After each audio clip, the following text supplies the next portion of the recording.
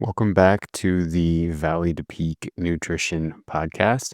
This is just going to be me today. This is a solo one, and I'm not 100% sure how long it's going to be, but my goal is to give you something helpful for this time of year. And this is like the beginning of a lot of hunting seasons for people.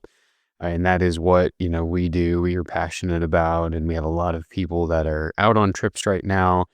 And, Valley to Peak as a whole has, merged into a lot of the endurance stuff as well. And, we do that and we're grateful for that.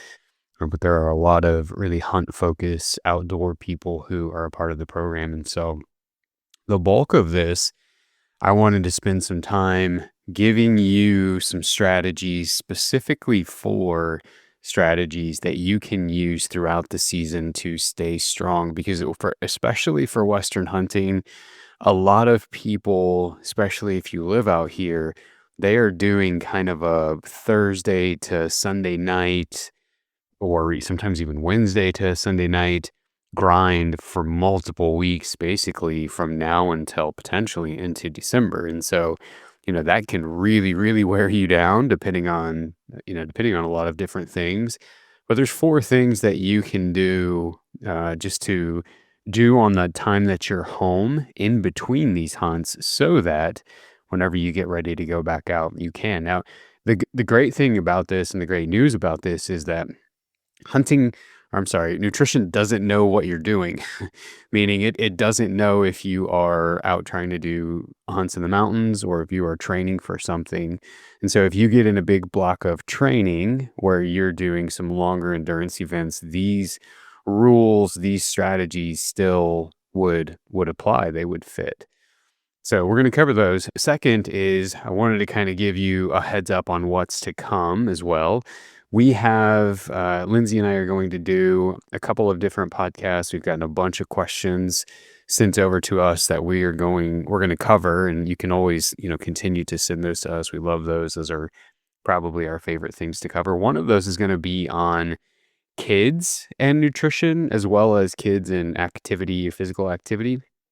We've gotten some questions about both of those, and some of that ranges from kids and picky eating to, certain things that a person's kids like and whether that's good or bad. And, how do you view nutrition through the lens of trying to feed your own kids and develop healthy habits? And so it's a big enough topic. I've got a pretty good experience in that, even whenever I was working in the hospital. So we'll share some thoughts there, as well as some other general, let's call them questions and answers that you guys have sent over that we will cover as well. Second, and one thing I am really excited about, this will probably come out the week of the 8th, September 8th. I sat down with John Barklow, who many of you may or may not be familiar with his work with Sitka and gear development. We talk we talk a little bit about that, but a lot of podcasts he's done is focused on that. What I was curious about was something that he developed, which is what they call a rewarming drill, and that will make sense when you hear it. But he has extensive experience and knowledge in working with Navy SEALs in cold environments and, being in places where people aren't coming for you. And if you get wet, if you fall in somewhere and it's cold, how do you fix that? How can you use your gear to fix that? And even more specifically, and because we're obviously a nutrition centric program and podcast, we talk about what are the metabolic implications for that. What does your metabolism do? What happens in you physically from a nutrition and a fueling standpoint whenever you get wet and cold and your body starts to shiver? And like we do with everything, try to give you some practical tips that you can apply. How do you get out of it? If you get wet, you start shivering, and your body is just raging through calories to try to keep you warm. How do you change the tide on that? Start to get in a net positive to where you can get warm and then either, get out on your own or start thinking about how you're going to get out. And so that is coming, I believe, probably the first week of September. So lots of really fun stuff that we've been doing that will be coming out. And we've been working a little bit too on some shorts and reels in YouTube, just little bitty nuggets that I've always got in my head, but I've never put out. Frankly, I've just never taken the time to, but we'll start doing that too. And if you're interested in those, of course, those are on all of our social channels. But let's dive into this. So first and foremost, I want to say that even if you are short on time and you can't listen to this, go listen to all of it and you want to come back later, whatever. Go to the show notes and download the free guide that we have created. Now, I created this guide back in 2021 when I sat down with Jordan Budd when she was with Rockslide, and we talked about how do you prepare for long seasons like this? How do you recover from long seasons like this, specifically throughout the duration in the middle of the season? And so I will link that podcast again. I think it's from 2021, might even be 2019. But I will also link the free guide that we have developed. That again, short, quick, to the point, but hopefully helpful, and you guys will have that for free. So if you can't listen to anything else, go click those links, listen to that podcast or listen to both, download the guide and get some help. Okay. So when you are in a season like this, that lasts many weeks and the output's fairly high, especially early in the season, these are the four things that you're going to really want to pay attention to stay strong and last through the duration of that season. Number one is calories. And you are predominantly going to want to be sure and concentrate on calories from carbohydrates. I want to revisit the topic of protein because it matters too, but one of the biggest misconceptions is that if you are hurting or needing recovery, and not physical hurt in the sense of you've pulled a hamstring, but if you are hurting in the sense of you need to recover and you can tell that you're fatigued and worn down, then it must be protein. And a lot of people think that even in their training, they think if they're sore after training sessions, more and more and more and more protein is going to do the trick, or that means that they're not getting enough protein. That's not always necessarily true. You are going to want to be sure that you're getting some carbohydrate back. And here's the main reasons why. Number one, when you are as active as any mountain pursuit requires of you, your body is predominantly using the fuel source of carbohydrate from the muscle cell. It can use dietary fat, but a large percentage of what is going to be determined by whether it's carbohydrates or fats is the intensity of what you're doing. And there is a lot of zone two talk. There is a lot of talk about going slow up a mountain and you need to go at your own pace, etc. But for the most part, your body's going to be preferentially using carbohydrate. Now, it's always going to be a continuum. There's ratios from fat that we use, whether we're sitting at a desk or we are active. And there's ratios of carbohydrates that we use, whether we're sitting at a desk or we're active. Very rarely are you using 100% of either of those. Even sitting in a desk, it's going to be largely dietary fat, but there is some carbohydrate still used by the body. Now, as intensity increases, that pendulum shifts more and more in favor of carbohydrate to the point of where you reach 85% of all you've got in you, it does start to shift towards 100%. So a lot of that's going to depend on intensity. Now, here's the reason why getting some carbs in between these trips are important. Your muscle has a reservoir, has a fuel tank, and it is draining that fuel tank if you are moving and if you are active. So part of the game becomes making sure those reservoirs get full. Now, what gets tricky is when you're in recovery, it's still using those. And so you can sometimes eat a meal after a workout and then notice just a couple hours later, you start feeling really shaky and you start feeling kind of lightheaded and you start feeling kind of hungry, and you can't necessarily pinpoint why. And it doesn't make sense because, well, you just ate, right? But what's happening is the muscle has been using that fuel and it's already ready for more. So in the recovery state, you are still utilizing carbohydrate to refresh that muscle. Second, you can pile as much protein in the diet as you want. If the body needs recovery, particularly from glucose or carbohydrates, it can convert that protein into the source that it needs through a mechanism in your liver. All right. And so part of the idea of making sure that you get plenty of carbohydrate is that it is protein preserving. It allows that protein to be used to help recover the muscle instead of being used up as energy. Now, how much protein do you need? Can depend on a lot of variables, but for the most part, we find that 0.7 grams per pound of lean mass is going to do the trick for most people to at least trigger that response of triggering that muscle to begin the rebuilding process. You can go over if you want. I mean, kind of the thing that you hear all the time is 1 gram per pound. You don't need that much. Having some above, having some having more protein that extends beyond the amount that triggers the muscle building process isn't always advantageous. That's even controversial a little bit in the nutrition science literature community or whatever. But we tend to find that universally, if you hit that 0.7 grams per pound of lean mass, you're going to be in the sweet spot. So hopefully that helps as far as kind of outlining the calories. So, we dove in a little bit more to, the macros, because just suggesting that you increase your calories isn't going to necessarily be helpful. Remember, all of our calories come from 3 macros, and those macros each have a responsibility in the dance of your nutrition, whether that's daily nutrition, performance, recovery, rest, etc.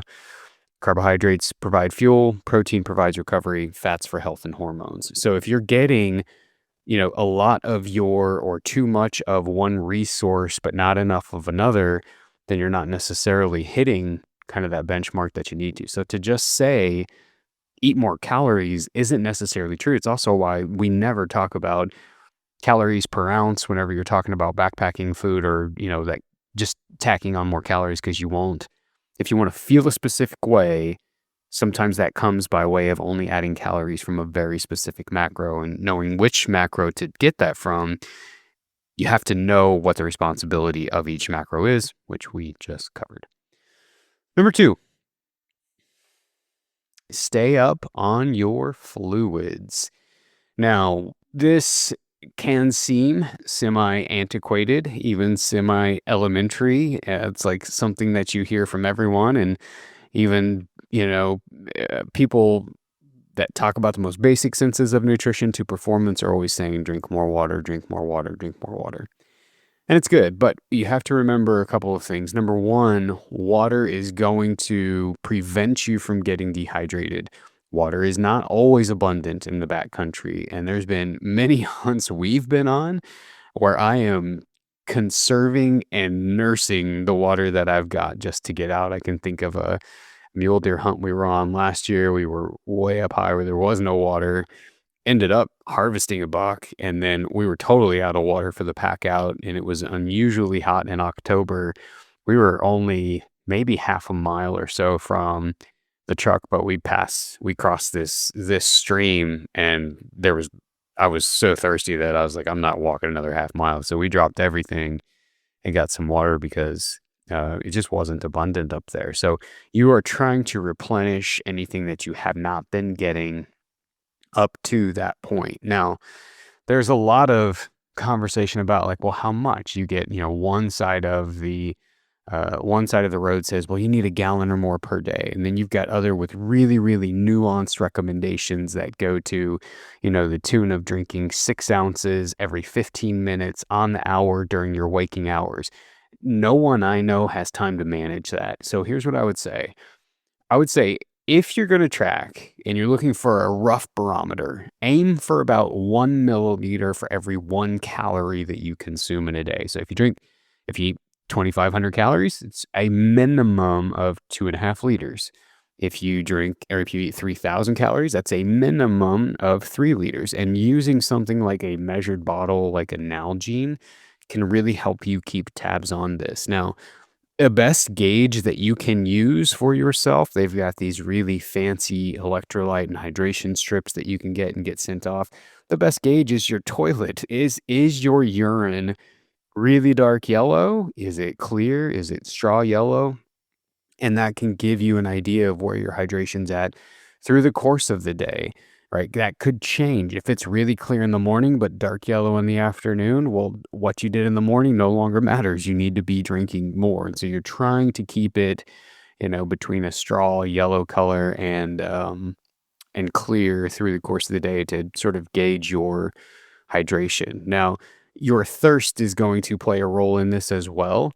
If you're guzzling water and you're trying to force it, that's definitely not the goal. But if you're thirsty, keeping some water close at hand just on your desk can help with that, because a lot of times people they may feel thirsty, but they don't feel like getting out of their chair. So again, just having a water bottle handy can take care of a lot of problems that come up, because you may not feel it during the week, but when you go back out for week 2, week 3, etc., and you're cramping, that is the byproduct of everything, not just what you did that morning that you started hunting or that day or the days prior.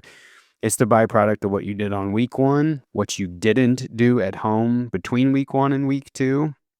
And like we say all the time, it compounds, right? So every time you're missing the opportunity to take in fuel, every time you're missing the opportunity to take in water, you're missing the opportunity and building the risk of running into trouble as the season grows on and gets harder. So keep that in mind and keep some water handy to the best that you're able to. The second thing too with water intake, I should say this, right? So it's not just dehydration. Water can help. Fluid intake in general can help, but water intake can help flush some of the negative byproducts that come from exercise. Exercise is great. You will never hear me say anything bad about it, but it can produce some waste products and some negative inflammatory type of things from really aggressive exercise, right? And so making sure that you're getting plenty of water helps ensure that you are flushing some of that waste out as opposed to keeping it retained. So again, just pay attention to your hydration and should be good to go. Number 3, and along with number 2 for the most part, so we could call this 2.5. Electrolytes, specifically salt. The number one electrolyte lost in sweat is going to be sodium. And so if you are not replacing that, and or if you are really focused on number 2 and drinking a lot, when you're peeing, you're losing water soluble vitamins, salt, etc. So if you're sweating a lot and you're peeing a lot, you're losing sodium. So you will want to replace these between those hunts, because again, you fall behind early, you'll fall behind later. Now, if you are eating a lot of packaged and processed foods at home as a part of your normal diet, you're probably getting more than enough salt. I don't know that I would be really focused on or intentional about trying to go find these ancillary sources or outside sources of salt to make sure that I'm not falling too low on my sodium intake. But if you're not, there's a high probability that you are low. And so, starting by salting your food or taking an electrolyte drink each day. So you take like liquid IV's got 500 milligrams in it, clear up to Element, which has, I think, 1,000 milligrams into it. You mix that in 16 ounces of water. Sometimes some of those can help get it up. But a lot of this one in particular is independent on the individual. You may not need any, or you could need some. Your intake, your prior health history, whether you sweat a lot, whether you don't sweat a lot, whether you hunt from a truck or you climb or whatever, a lot of those are going to determine whether or not you even need to pay attention to this. So you've got to kind of think through that. Don't just think that salt is a miracle and by adding it, you're going to feel better. It's only going to make you feel better by adding it if you're deficient in it. And you would be deficient in it for all of the reasons that we have named here. So we've got um, you've got those different packaged options that I mentioned on here. We've also got a DIY electrolyte drink on our website that I will link, and you can mix that up at home, and you can drink that too if you don't feel like buying some, because these electrolyte, especially the prepackaged versions, they are getting to be like golden water. They are expensive for what they are. So they are doing nothing different than I would be doing whenever we try to do the DIY one at home. So you got some options there, but I do think that it can matter, especially if it's hot, if it's humid, and if you're in a high altitude, right? So each time you're breathing, you're losing water too. So paying attention to these things can be important. Number 4, this is the sleeper. This is my favorite. Rest. I would not. If you are really getting after it during the season, you're hiking a lot, you're covering a lot of vertical elevation. This is especially true for archery elk hunting. If you're doing stuff like that, give your body and your legs the opportunity to rest when you're home so that they can be recovered whenever you go back out, right? And this not only allows obviously the fatigued muscle to recover, but it also allows the nutrition reservoirs to fill back up. And so you're going to, you're going to want to analyze that the best that you can. But I have met a lot of people who, they describe their season, they describe their scenario to me. The nutrition sounds pretty good. They're paying attention to it during the week. I said, well, like, tell me about your activity. They'll come home and they'll be afraid that they'll get out of shape on the days that they're home, out of hunting shape, out of mountain shape on the days that they're home. So they go out and continue to try to train at a really high level. And the muscle is so fatigued sometimes that there's no nutrition fix for that. There's a time to train and there's a time to recover. And so if you are really getting after it on the weekends and you got 3-4 days home, you don't necessarily have to sit on a couch. You can do mobility, you can go for walks, you can do things that can help flush that muscle. But I would not try to progress in any kind of a program and just allow your body the opportunity to recover. Now, another question that we get a lot is, what about carb loading? Should I carb load before I go into the hunt? And I tagged this question onto this exercise piece that we're talking about because of this. I do not think that you need to carb load in the conventional sense that you would normally think about.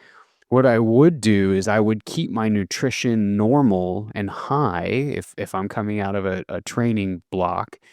I would keep my nutrition the same because you're probably running some sort of a taper into the season. And this is true of whether you're doing an ultra or whether you're doing some sort of a hunt, or if you're doing an expedition climb or whatever.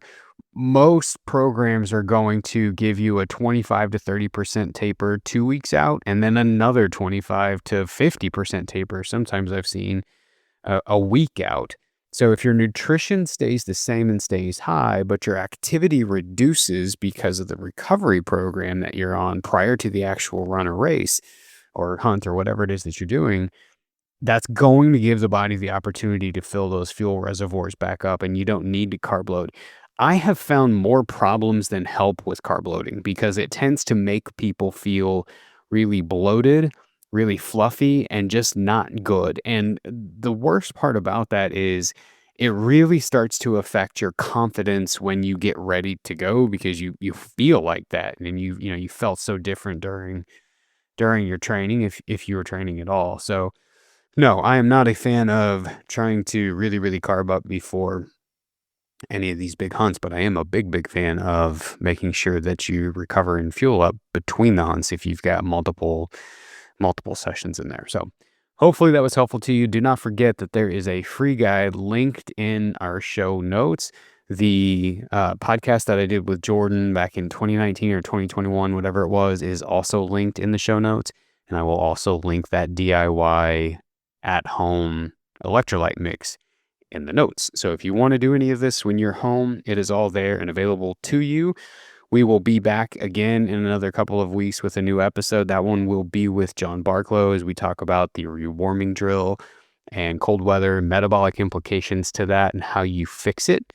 And then Lindsay and I will have some Q&As as well as address a bunch of other cool topics that you've got. With all of that said, we love questions from you. So if you have them, please send them to us at info@v2pnutrition.com, and we would be happy to cover them.